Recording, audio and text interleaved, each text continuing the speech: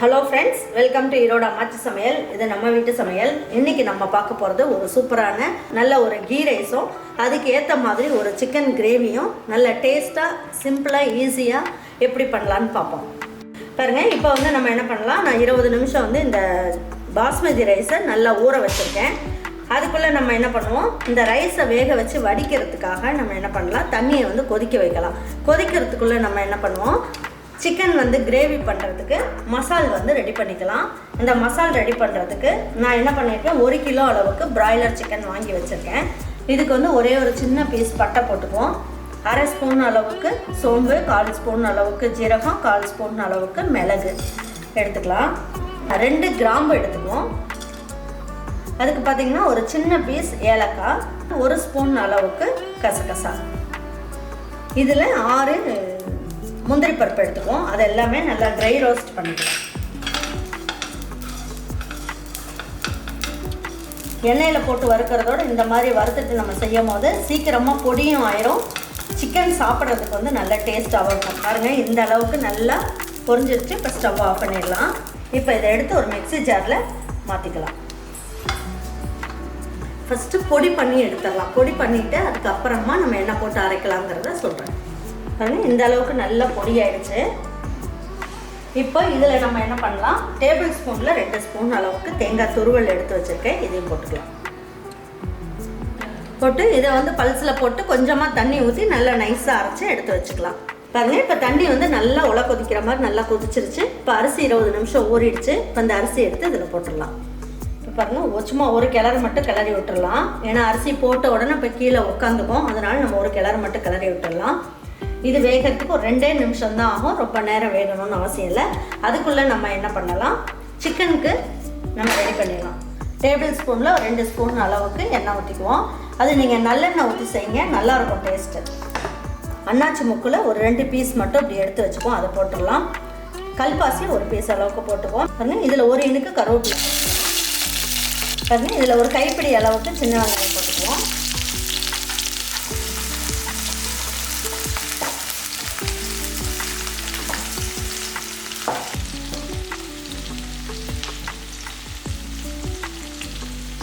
அது நல்லா நீளமாக நல்லா வெந்துருச்சு. இப்போ இதை எடுத்து வடிச்சிடுவோம்.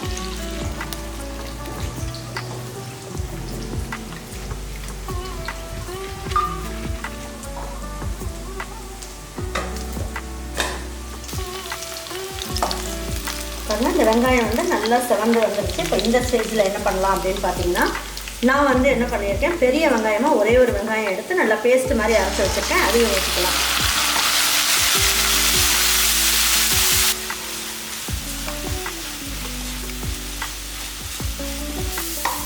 பாருங்கள், வெங்காயத்துலேருந்து கொஞ்சம் எண்ணெய்லாம் வர ஆரம்பிச்சிருச்சு. பாருங்கள், கொஞ்சம் லேசாக 2 தக்காளியே பேஸ்ட் மாதிரி அரைச்சி வச்சுருக்கேன். அதையும் இதில் ஊற்றிடலாம்.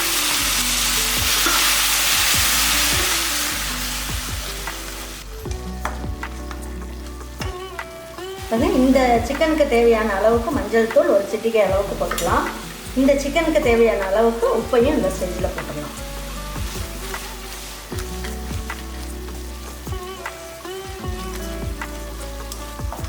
இஞ்சி பூண்டு பேஸ்ட்டு 1 ஸ்பூன் அளவுக்கு எடுத்து வச்சுருக்கேன். அதையும் போட்டுக்கலாம்.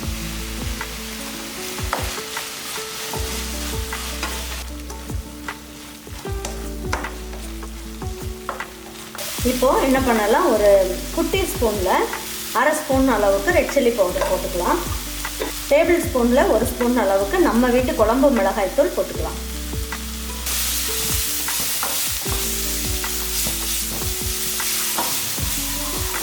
பாருங்கள், நல்லா இதிலேயே வந்து ஒரு பரட்டியாச்சு. இந்த மிளகாய்த்தூள் வாசம் எல்லாமே நல்லா போயிருக்கும்.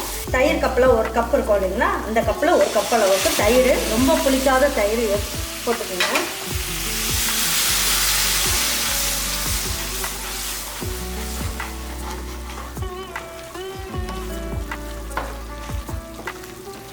பாருங்கள், எல்லாமே நல்லா வதக்கியாச்சு. இப்போ இந்த ஸ்டேஜில் என்ன பண்ணலாம், நம்ம எடுத்து வச்சுருக்க சிக்கன் நல்லா கழுவிட்டு எடுத்து வச்சுருக்கேன். இந்த சிக்கன் எடுத்து இதில் போட்டுக்கலாம். இதையும் போட்டு நல்லா ஒரு பரட்டு விட்டுடலாம். அப்போ தான் அதில் புளிப்பு காரம் எல்லாமே இந்த சிக்கன்லேயே நல்லா பிடிச்சிக்கும்.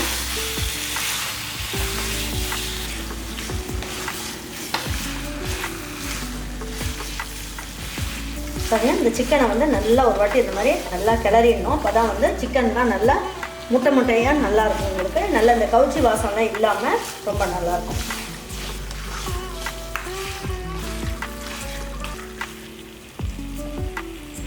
பாருங்க, இப்போ நான் என்ன பண்ணியிருக்கேன், இந்த அரிசி வந்து ஊற வச்சோம் இல்லைங்களா, அந்த பாஸ்மதி ரைஸை ஊற வச்ச தண்ணி தான். அதில் இருக்க சத்து எல்லாமே அந்த அரிசி ஊற வைக்கும் போது அதில் இருக்கும். அதனால் அந்த தண்ணியவே நம்ம இதில் ஊற்றிக்கலாம்.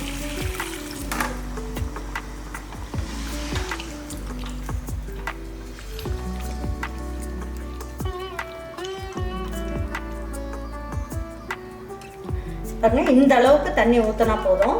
இப்போ தட்டை வச்சு மூடி வச்சிடலாம். இந்த சிக்கன் நல்லா வெந்து நல்லா திக்காகும். அதுக்கப்புறம் என்ன போடலாங்கிறத பார்ப்போம். பாருங்கள், 5 நிமிஷம் கொதிக்கிட்டோம் அப்படின்னு பார்த்தீங்கன்னா சிக்கன்லாம் பாருங்கள் நல்லா முட்டை முட்டையாக நல்லா வெந்ததுக்கப்புறம் நல்லா சாஃப்டாக சூப்பராக இருக்குது பாருங்கள். இப்போ இந்த ஸ்டேஜில் நம்ம என்ன பண்ணலாம், அரைச்ச விழுது இருக்குது இல்லைங்களா, அந்த விழுது இதில் ஊற்றிடலாம். இதில் இன்னும் கொஞ்சம் தண்ணி ஊற்றிடலாம். ஏன்னா மசாலெலாம் ஒட்டியிருக்கோம் இல்லைங்களா, அதனால் இன்னும் கொஞ்சம் தண்ணி ஊற்றிடலாம். நல்லா ஒரு வாட்டி பரட்டி விட்டுருவோம். இப்போ தட்டை வச்சு மூடி வச்சுருங்க. இது நல்லா கொதிக்கிட்டோம், கொஞ்சம் ஓப்பன் பண்ண மாதிரி கொதிக்கட்டும். அதுக்குள்ளே நம்ம கீ ரைஸ் தாளிச்சிடலாம்.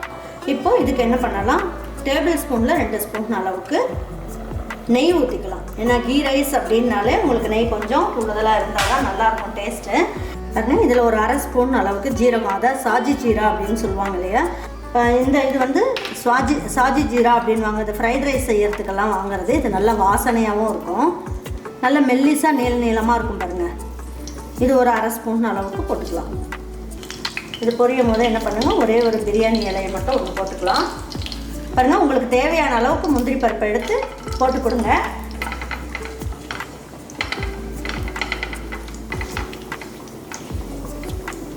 ஒரு சின்ன பீஸ் பட்டை கூட போட்டுக்கலாம். உங்களுக்கு பிடிக்கலைன்னா அவாய்ட் பண்ணிக்கலாம். ஆனால் போட்டிங்கன்னா நல்ல மணமாக இருக்கும்.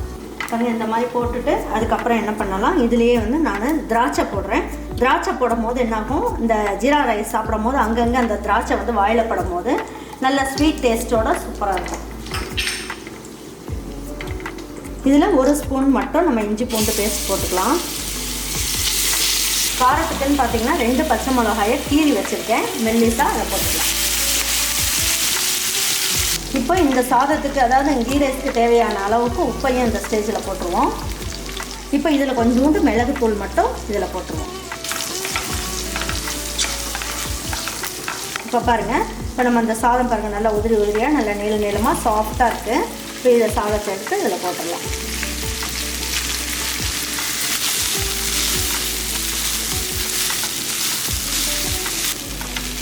இது ஒரு 2 நிமிஷத்துக்கு இதை நல்லா அப்படியே இந்த நெய்யிலேயே போட்டு நல்லா பரட்டிடலாம்.